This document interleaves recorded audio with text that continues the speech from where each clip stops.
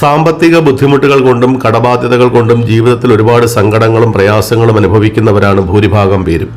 അങ്ങനെയുള്ളവർക്ക് എന്നും ശരണമേകുന്നത് ഈശ്വരൻ തന്നെയാണ്. ഈശ്വരഭജനം കൊണ്ട് ഒരു പരിധിവരെ ദാരിദ്ര്യ ദുഃഖങ്ങളെ മറികടക്കുവാൻ സാധിച്ചിട്ടുള്ളവരുടെ അനുഭവങ്ങളും നിരവധിയാണ്.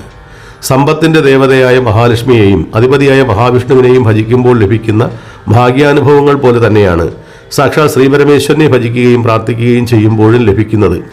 ദാരിദ്ര്യ ദുഃഖങ്ങളും ധനക്ലേശങ്ങളും മാറാൻ വേണ്ടി പരമേശ്വരനെ പ്രാർത്ഥിക്കേണ്ടുന്നൊരു ശ്ലോകമാണ് ദാരിദ്ര്യ ദുഃഖ ദഹന ശിവസ്തോത്രം.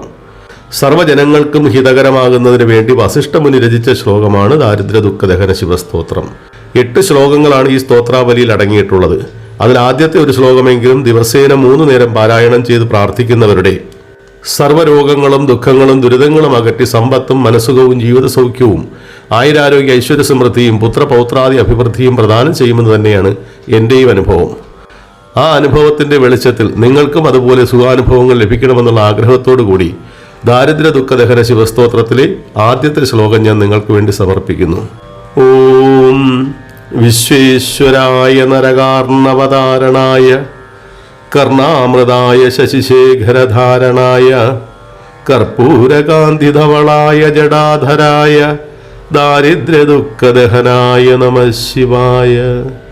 ഈ ശ്ലോകത്തിന്റെ അർത്ഥമെന്ന് പറയുന്നത് വിശ്വങ്ങൾക്കെല്ലാം ഈശ്വരനും നരകമെന്ന സമുദ്രത്തിന്റെ മറുകര എത്തിക്കുന്നവനും കർണങ്ങൾക്ക് അമൃതവർഷം ചൊരിയുന്നവനും ചന്ദ്രക്കലയെ ധരിക്കുന്നവനും കർപ്പൂരത്തിന്റെ ധവളകാന്തിയോടുകൂടിയ ശരീരമുള്ളവനും ജടയെ ധരിച്ചവനും ദാരിദ്ര്യ ദുഃഖത്തെ സംഹരിക്കുന്നവനുമായ ഭഗവാൻ ശ്രീപരമേശ്വരന് നമസ്കാരം എന്നാണ് ഇതിന്റെ അർത്ഥം.